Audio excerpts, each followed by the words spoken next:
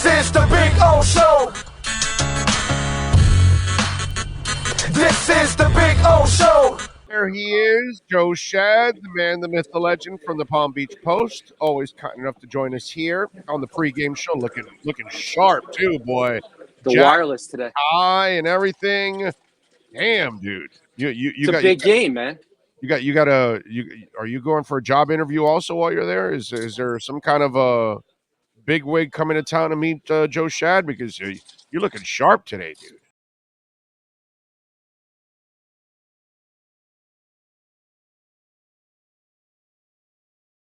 I appreciate that.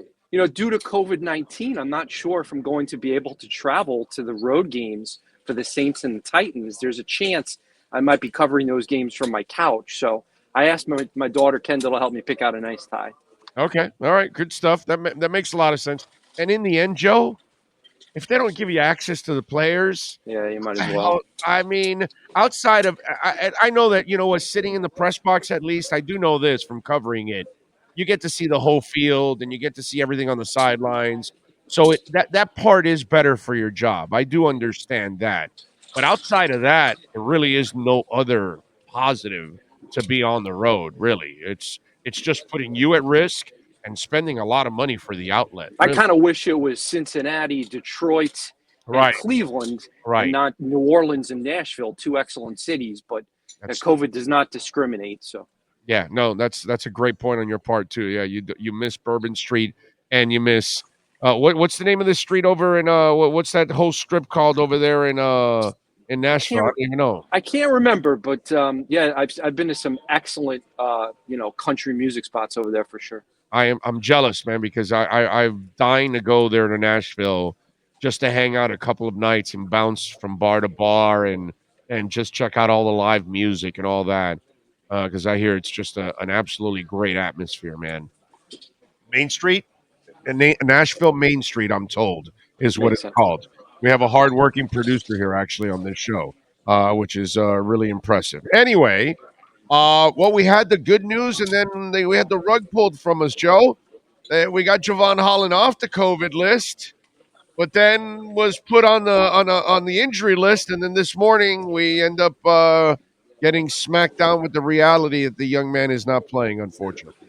You know, some folks got mad at me because I tweeted this earlier today. I said, in general, let's not forget that some of these guys who are coming off the COVID-19 list might not be feeling so great right away. You know, hey, and plus Jevon Holland didn't practice all week. All right, so it's not easy to necessarily play a football game without practicing at all. We don't know the details of his side effects, his illness. Every single person is going to have a different reaction. So the point that I was making is, listen, hey, it's great if a guy is able to come back. He's got no symptoms. He feels great. He feels ready to go. Let's clear him and play. But let's not give anybody a hard time. Now, Jevon Holland is not a fantasy football guy per se, but I see some fans saying, hey, you know, be a man up, play. And come on now. We're talking about a serious illness. COVID-19 is not over. And just because the NFL has announced that they're not going to test their asymptomatic players every week doesn't mean the end of a pandemic. Let's not get confused here. No. Remember, Joe, that's coming from the section of our world, because it's not just this country. It happens in every country. Hell, in Russia, 70% of the people are unvaccinated because they choose to be unvaccinated. You know what I'm saying? So when you have the anti-vax folks, they don't believe in this thing. So they don't even believe on the symptoms. They don't even believe that you really get sick seriously. They probably don't even believe that the people are dying from this or something, you know? So we've got people that actually think that, you know, COVID's a cold or whatever. And, you know, come on, dude. Michael Jordan hit 7 3-pointers with the flu. Come on. Get your ass out there. And that's where it's really unacceptable. If 90% of professional athletes have no symptoms, that's terrific. That's great. But let's not hold it against the 10% of guys who maybe aren't feeling so good right away. This is serious illness. This is not something to be taken lightly. So that's my opinion. No, dude, you and I could get COVID and you can skate through it and look great. And me, I could be bedridden for a week and throwing up and feeling like crap. And we both had completely different, you know, effects from the whole thing. That's because, the Dolphins are, you know, people don't really understand that. We don't have the Dolphins. The Dolphins are fortunate. They have an excellent safety duo in Brandon Jones and Eric Rowe. And they're also fortunate that the Jets in this game are without Elijah Moore, the explosive dynamic rookie, and Corey Davis, the accomplished veteran. So, it should not be that big an issue today. Yeah, although I'm not a fan of Eric Rowe playing any kind of free safety. I'd rather play Sheldrick Redwine at free safety. I don't trust Eric Rowe to play free safety. I trust him to play strong safety, cover a tight end, but I don't think he should be playing center field. So I'm a little concerned about that. I don't think it'll be Eric Rowe. I'll be surprised if it is. I think it'll be either Sheldrick or Justin Coleman or somebody like that playing center field. What do you think about that? Yeah, that's a fair point. The Dolphins have used Jamal Perry in that role. Okay. Now, obviously, Jamal Perry is not available for this particular game, but that gives you an inkling into their thought process. And so I agree with you. There's a third safe. There's another safety. I don't know if he's going to be active, but he's on the roster. Will Parker, maybe? I don't know. I don't know the guy's name. I haven't met him. Not in person, not on Zoom. But there are other safety options, and your point in general is correct that they could use a three safety look. They've used a lot of three safeties in general.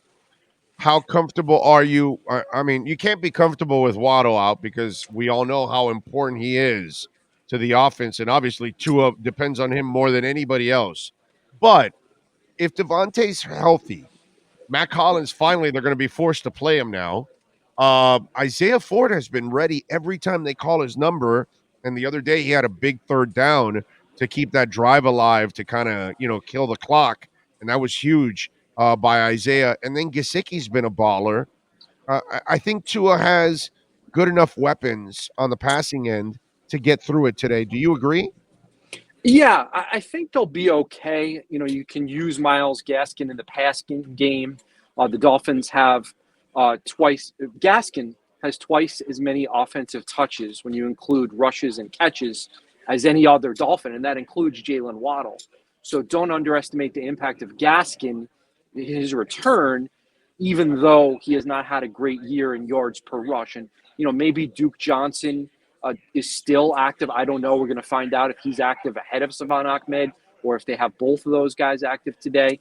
I do think that of all the receivers and running backs, Waddle is the guy you'd least like to lose. He is clearly to his security blanket. He is their third down guy. I trust Isaiah Ford to catch a couple of third down passes, maybe not as much Matt Collins and Albert Wilson. You're obviously going to lean on Mike Gesicki on third down. So I think, Gesicki and Ford on third down. Gesicki and Ford on third down. You just glossed over Matt Collins? The man, I like Matt Collins, all he does is score touchdowns. Is that who you glossed over? Just okay, that's a in terms of baby playmaker. Third down security blanket. I don't know. Third down security. He's no Jalen Waddle. All right, totally different type of player. No. But he has been money. You got to admit, Joe. He's good in the red zone. Yeah, we like him in the red zone and on a few deep shots. I tweeted actually. I was surprised. The guys who lead the Dolphins in yards per target or yards per touch for a receiver, that would be the same pretty much. Matt Collins and Isaiah Ford. So those are two guys that have had long catches against the Jets. Something to watch for today.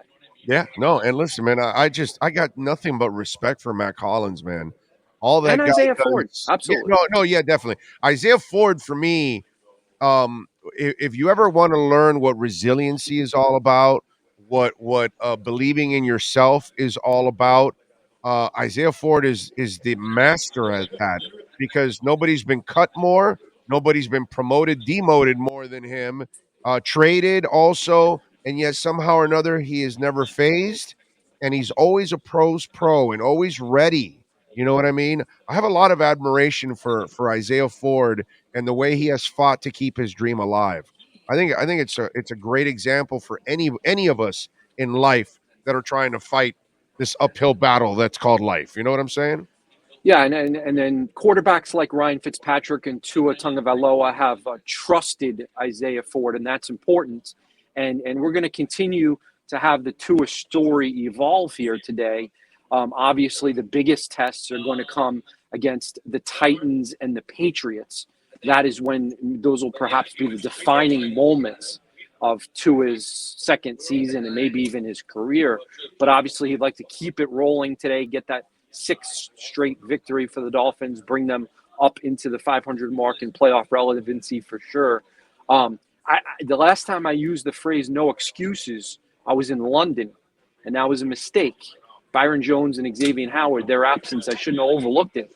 But I think that's going to play to the Dolphins' advantage today. Dolphins win and cover, and I think having lost to like Urban Meyer, like Flo probably brought that up this week. Like, hey, you guys lost to Urban Meyer, all right? You can lose to Zach Wilson. Oh yeah, no doubt. If you lose to Stanky Fingers, you can lose to anybody else. All right, so Joe, no Waddle, obviously, and Waddle we know catches 10 passes a game. So now that you don't have the safety valve, the guy that he counts on the most dependable and most consistent player on the offense, you have Gaskin healthy and active along with Ahmed. And Duke Johnson, I think, probably will be activated just for depth purposes, just in case. Over and under on pass catches for running backs, not individually, but for the total, 2 or 3 of them. Is it over and under 10 for them? Because of no Waddle, do you expect to see more passes to the running back in this game? The over and under is 10. What do you say? Yeah, I wouldn't touch that one because it's really going to be, 9 to 11 in my opinion. If you really forced me to, I wouldn't bet. I'd stay away from that because I think it's going to be like 8 or 9. Okay. But I was told earlier today that the Jets are very vulnerable to the short passing attack, and that's going to include the running backs. So I wouldn't touch that one. I think it's going to be right around 10. Okay. All right. Because I really believe you like over. Yeah, I like over because I think they're going to be because of Waddle's absence. I think But how about this? What if the Dolphins 10 catches, right? Yeah. Right. What if the Dolphins have like a 2 or 3 touchdown lead in the third quarter? Now you might, and then in the fourth quarter, say they have a 2-3 touchdown lead. Now you start to see more runs instead of short passes. So I hope that happens because I think the Dolphins win this game pretty handily. Wow. I think they end up running it more than throwing it to the running backs. Well, and they will throw it to the running backs. I would love that. I would love to have a 2-3 touchdown lead. And then they just got to run, and it's boring. And Joe Schad has his whole story already written midway through the third quarter, and he's just hanging out, drinking some sodas. And, well, actually, he doesn't drink sodas. He's drinking some water, having some fruits, and just hanging out in the fourth quarter laughing. That would be a good day for Joe Schad. I think the last Dolphins-Jets game was kind of boring for at least a half. Right. So hopefully this one's a little more interesting. Yeah, well, no, but I'd like a boring fourth quarter that the Dolphins have a nice fat 17, 21-point lead, and they just hand it off, and it's boring the rest of the way. That definitely would be nice. Do you expect any other kind of changes on offense at all this week?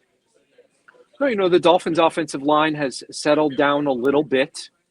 Not great, not very good, but, settled down a little bit. Listen, we've been surprised at how much Durham Smythe has been involved offensively. I was surprised at exactly how many touches Myles Gaskin has gotten. I like Myles Gaskin as an NFL player, but when you're a very good team, Myles Gaskin isn't going to be getting 199 touches. So hopefully Gaskin has a good day today. It'll be curious to see how he and or Ahmed do coming off the COVID-19 deal. We don't know. We just don't know. I don't know how he's feeling. No, maybe he's fine. You're right, bro. I don't know. We have to be a little bit more considerate with all this kind of stuff because we just don't know how it affects one person to the other. I'm with you all the way. Follow him on Twitter, by the way, at Schad Joe. As always, more importantly, catch his work there at the Palm Beach Post. He and all the other writers do an excellent job there at the Palm Beach Post. Subscribe and support them. And, of course, you can catch him here a couple times a week with the AmericanDreamLending.com Miami Dolphins Weekly Insider Report. Joe, as always, thank you, my friend. I appreciate you. Enjoy the game, and hopefully it's an an easy game to write for you. I hope so too. Thanks, Big O. See you, bud. All right, brother. Be good. There you go, the great Joe.